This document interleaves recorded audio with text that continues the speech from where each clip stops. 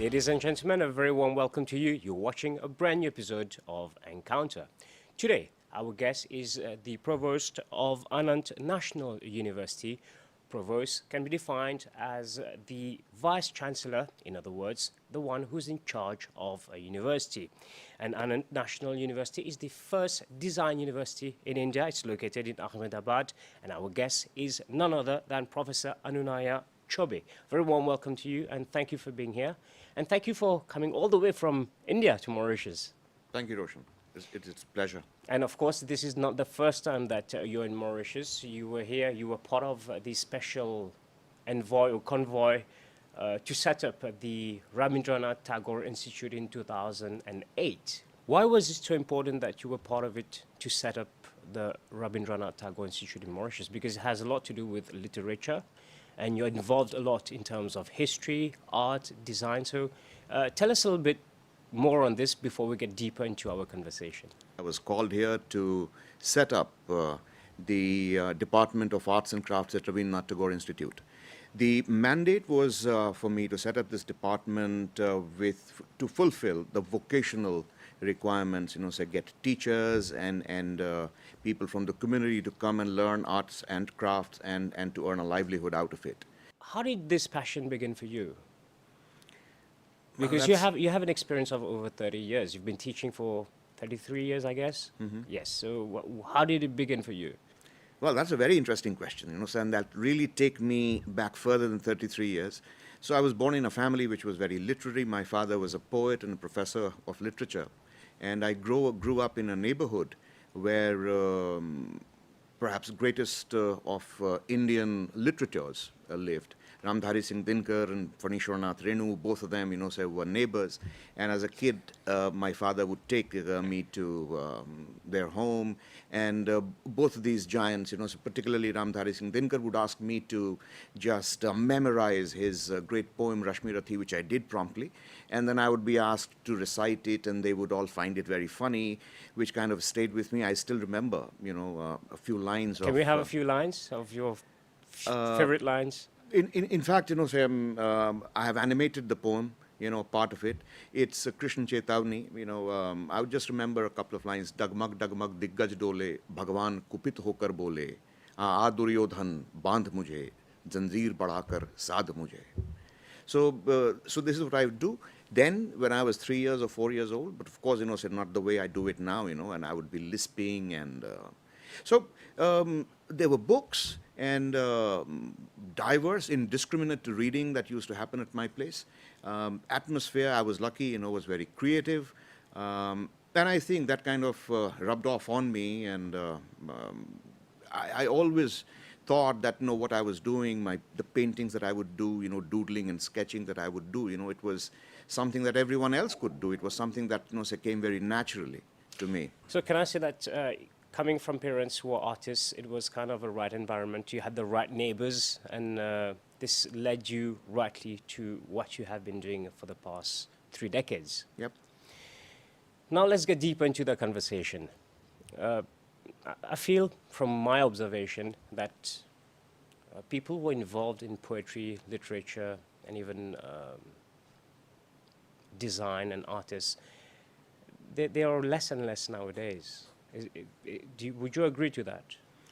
I would agree with it. I think if you look at the general population, if you look in a classroom that you may be a part of, you would find that there are not many, interested in arts, interested in poetry, interested in literature, interested in lateral thinking. Is it because someone can't earn a decent living of it?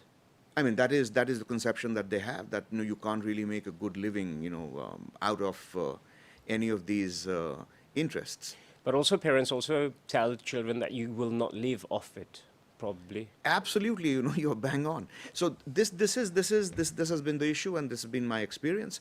Look, each child has a native intelligence, has a native strength, has a native talent. I could have something, which comes naturally to me with respect to, say, music or sports or poetry or reading or writing or singing, whatever it is. But given the concerns that the parents have, say, they would insist that a child do these things later, and focus just on study, score great, so that you get great score and get a great employment with lots of money.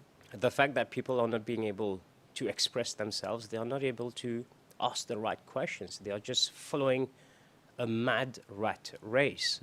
And I feel you're not one of them. Where have we gone wrong over the generations? If you could implement something, what would you do? What has happened simply is this, that we are all looking for security, a good future, within quotes, because we don't know what good future is, whether it's a future which is assured by good money or just working in a rut, but you're getting good money and you feel you're secure, or it's a good future with a soul that is happy, a soul that makes you feel fulfilled, where you really carry out and deliver your potential, explore all your interests, and the sign of a living being, forever remain curious. I think it's curiosity, which is the first casualty, so when we get into an education system. We are not supposed to be curious. We are not supposed to ask many questions. We are just supposed to mug things up and regurgitate, whatever we have mugged up in our answer sheet, so that we score, great numbers, great marks. And we are judged on basis of what we have scored, because what you have scored will get you a good job, yes, which will get you good money, right? So I think this is where we have gone terribly, terribly wrong. We have not been allowed to pursue our own strengths. We have not been really allowed to look at the world from out of so many different windows, that are there around us. We are pushed into specializing, you try and you're pushed into becoming, say, a specialist in computer science or economics or electronics, at the expense of other interests and other meaningful things happening around you. If you become a computer scientist, it's possible that you know nothing about history, politics, philosophy, and a whole lot of other activities and knowledge disciplines, knowledge domains that are there around you. And I think this is what has caused us this rather sad situation. What advice would you start giving to parents? What we have started doing in India, and Anant National University is an example, we have to incorporate in a big way liberal arts. Even if you're specializing, we have a school of architecture, we have school of design, but we also have school of creative practices and entrepreneurship. School of creative practices and entrepreneurship is the hub of liberal arts knowledge domains. So even if you are going to become a designer or an architect, it's imperative that you know the world, you understand the context in which you would be practicing your specialization, whether you're an architect or a designer or a computer scientist, whatever it is. So you may be writing algorithms, you may be creating apps, you have the ability, but you don't know that there is hunger, there is illiteracy. You won't really be able to deploy your specialization to answer those problems, to find a solution for these issues. You would just find a job, and the job will have you, say, do things which perhaps are commercial in nature. So you need to develop a big picture. You need to understand the context in which you would be practicing your specialization, right? Whatever it is, right?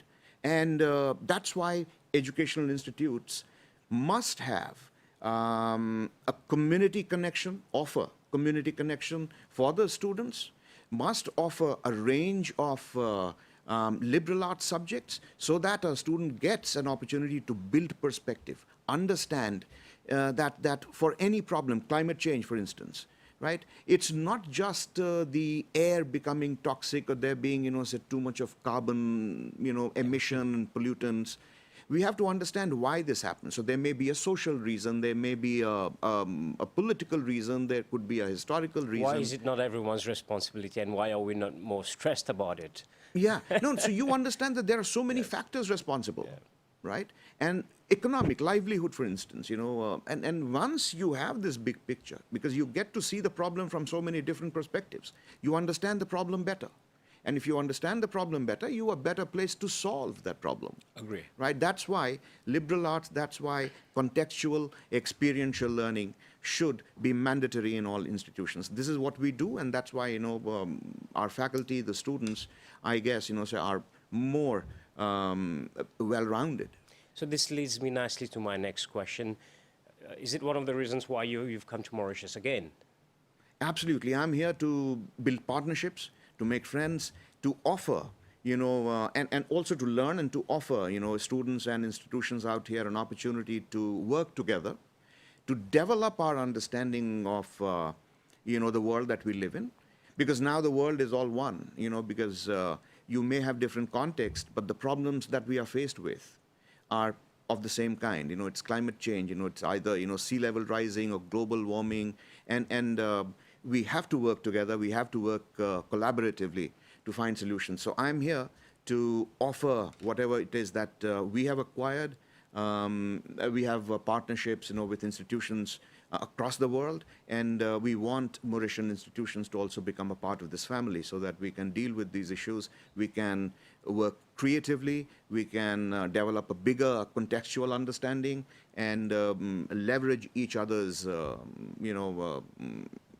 equipment, tools, understanding, traditional knowledge to find answers. You mentioned collaboration, finding answers. If I may ask, what would be the critical part that would be as a trigger so that things move in the right direction? I think what institutions, across contexts, what they need to understand, what we all need to understand is that there is not much time before things become irreversible, right? So each year, each week, actually, things are worsening.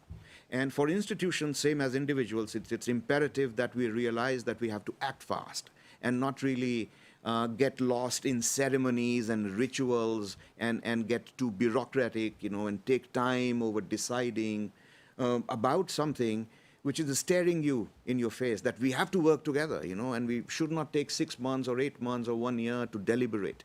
It's a crisis phase, and we have to, act with speed, and that is, I think, what should be the trigger, to take quick decisions, because I think it's staring all of us in the face, so what the extreme weather events that have been happening, floods, and I think Mauritius also has its own set of worries, All right, coming back to your area of specialty related to liberal arts. While listening to your answers, something came to my mind, and I'm wondering, one of the major issues that's happening nowadays is people are disconnecting because we are more on our mobile phones. But whether you indulge into arts or history or poetry, these are the kind of fields that always bring people around, and you always have that human connection. And I think this could be an answer to what we are missing out nowadays in terms of the sharing that we have in person, the human touch, but also meet people in person. Do you think that could also be part of it? Indeed, that is. I think, we are not meeting enough people, and we are losing out on developing our empathetic skills. And that's the first thing, so we talking about, say, design thinking. How do we approach our world, our context? So if you're living a secluded, cloistered, protected life, there's so much that you miss out on, and kids do, right? So they're not allowed to go here, there, or meet some people or talk to others. What you're doing is you fail to understand some of the crucial experiences of human existence, right? So if you have been, if you're part of a very affluent family, you eat well, you never know what hunger is. Yeah. And if you don't know what hunger is, then you're in no state to find a solution for a problem of that nature. First, it would not occur to you that hunger is a problem because you have yourself not experienced through no fault of yourself, because it's exactly. Not a question you would ask yourself. Right. But what it tells me is that you have not been sufficiently introduced to a reality of life which is experienced by almost everybody. You mentioned design thinking. Can you define briefly what is design thinking? But also my second question to that would be, what advice could you share with parents, students, everyone, how to go about, how can we start, I wouldn't say start going about it, but how can we plant the seed so that one day grows into a tree? It takes time. That's what I'm trying to... Yeah. It does. The first step in design thinking is exposure, so that you develop empathy, right? You understand life better. You know what poverty is. You know what hunger is. You know what heat is. If you've been living in an air-conditioned, say, chamber, you would never know what global warming is, or, right? So it's empathy. You get to understand life better. You are in a position to identify and acknowledge challenges. And then the second stage of design thinking is for you to deliberate on it, reflect on it, think of it. There is hunger. It's not a nice thing. I need to solve it. And then you ideate, you think, the cerebral part, right? And that is the second stage, when you use your head to think about a solution. And the third part is for you to work on a hypothesis, on an idea, and use your hand or technology to turn that idea into a prototype or a product that could solve that problem, right? So these are the three stages. Okay. So does that work for kids also then? An advice, can you share an example of how parents could implement such an initiative with kids? And I think it does happen organically. Okay. The problem is that it's interrupted, it's thwarted, it's stopped. Because why would a kid, say, go out in the sun and play with his friends from, say, a marginalized community? So once we stop it, we are preventing the kid, from acquiring experiences. One, of what it feels like being out there in the sun, what's heat like, and to mingle with a community which perhaps is different from yours, but doesn't mean that it carries less value or less meaning. So it's prevention and stoppages and thwarting which comes in the way. Otherwise, and for instance, my own background, I was free, I was left to explore, there was no, and I've been lucky, whether my school or my friends, we were free to explore, right? And that's the way, because you may fail, it could be a nasty experience, it could be a great experience, there could be a lot of confusion, but confusion is a great thing. What confusion means is that you know that there are so many options.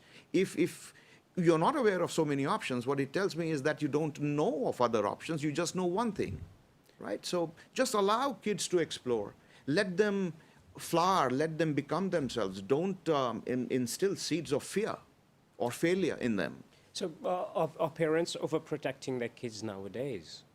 It has always been the case. It's not that it's I don't think it's always been the case. It's always been the case, I would say. So parents are loving beings. No, I think parents were protecting kids. I think parents are overprotecting kids now, because there's so much fear that they cannot go out, or this is going to happen. Oh, you've had so many good adventures, you've learned so many things. One thing happens and everything stops. So the difference is, from what you just said, is how you were reacting. You were free to roam, but I'm pretty sure it was not always perfect. There were things that did not turn out fine. That's what I said, So, I mean, there'll be failures, there'll be some bad experience, but you have to, that's the learning.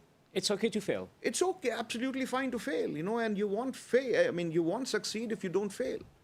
If you start thinking the very first attempt is going to succeed, then you're just being stupid, right? You're bound to fail, So if you're playing guitar, so you'll be striking a few wrong notes. We'll change a little bit topic. Anant National University, the first design university in India. Can you tell us briefly a little bit about the history, how many years you've been around, and how you have been contributing to the economy of India a bit? Yeah. So Anant National University has been around for 6 years. It's a private university dedicated to design. We teach architecture. We teach climate technology, climate science, climate change. We have 2 fellowships, international fellowships running, one dedicated to the built environment, the world that we live in, the concrete jungle that we are a part of, right? And it's an international fellowship for the simple reason that we have fellows from all over the world studying here, everybody who's concerned about the habitat, Okay. right?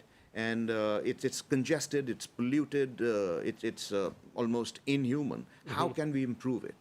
And again, what the perspective that we offer is the liberal arts perspective. You look at the built environment from a social, political, historical, political scientist, economic perspective, and you understand that all these factors come together to create your built environment. Are you trying to shape a better man for tomorrow, a more responsible person? Absolutely, and only if you become a better man, and a more responsible individual, that your surroundings will become better. So how has the transition been over the last 6 years then? I mean, this there has been a tremendous response, right? Even the corporate houses, the recruiters now are looking at the students who come out with a more holistic, a more comprehensive understanding of the world that they live in, because these are people, who understand better, because they have seen the world better. So architecture or design, climate technology, we just try to the paradigm that we follow, the pedagogical paradigm. It's not just the classroom in which you study, right? You learn so much from a diverse peer group coming from different backgrounds, with different questions, and with the community working on the grassroots. Okay. The experiential part. So you learn from the book, you go out in team, and you work on community issues, on hunger maybe, or gender rights, or health, or environment, or education. You work on the ground, and that is the real understanding. And then you come back to the classroom. You end up, questioning some of these things that the books tell you, right? Yes. But this is experiential learning, a good blend. You have seen it all, you have learned it, and you emerge a more holistic, a more empowered individual, a more sensible, a better person, as you said. Wow, that's very interesting, and I wish you all the best going forward with this, Professor Chaubey. You love history with literature and poetry. Let's talk about poetry. Is it something that, do you still write a lot? Do you still practice a lot? I'm not writing poetry anymore, but I have been painting a lot. You've been painting a lot. I have been animating a lot. I have been animating a whole lot of poems. I'm developing a course on appreciation of poetry, because I think poetry is not really being appreciated enough. It's not really the most popular interest among people, and I think that the responsibility for there being little interest in poetry is what happens at schools and later in colleges. The way we are required to read poem is something that would kill the interest of a learner in poetry. We're just supposed to paraphrase and not really engage with the depth and the layers and the nuances, that a poem would offer. It's metaphorical thinking, it's deep thinking. The challenge for a poet is to put in few words, a thought that is so dense and so deep and so true. And that is an exercise, the critical thinking exercise that, kids are not allowed to do. So why is it important for you to animate poems then? So my plan is to make poems more accessible, help a student to visualize a poem rather than, being forced to look at it just one way. All right. So that's what I'm trying to do. I'm animating these poems. I illustrate, I animate, I set them to music, I do voiceover, I edit. And then you could look these up on Instagram. How do you feel has been the response so far? The response has been very, very good, and I don't think anyone's done that before. No one has done this before. And I have poems there in English as well as in Hindi.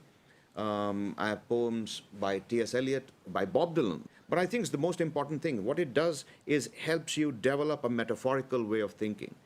A metaphorical way of thinking would simply mean that we have that fast, fluid, creative brain that can establish connections which between two things, which normally would not lend themselves to a connection, right? But you can do it because that's how you think. That is very important. Right. I hope people do realize. And this is what sets a poet or an artist apart from a general, nice, intelligent person. Because a nice and intelligent person ordinarily, routinely, normally would be quantitative, would be linear, logical in thinking. All right. Professor, we've almost come to the end of this encounter. Anything you would like to add before we conclude it? I would just like to see Mauritian youth acquire the critical thinking ability, the creative ability, and for institutions to really become cognizant of the contemporary situation that are faced with, and we all work together and create a world that is better, healthy, safer, and that rejoices in poetry. Well, if I may add, anything that is done genuinely, normally, it happens. So I wish you all the best going forward. Thank you, Roshan. And thank you very much for taking time out to share your experience with us in the studios of the NBC, and I'm very grateful to have you with us here. Thank you for the opportunity. Welcome, welcome. Ladies and gentlemen, we have now come to the end of this episode of Encounter. If you have any questions, queries on the guest or on the topic discussed today, drop an email. It's encounter@mbc.net.mu. Until the very next program, goodbye.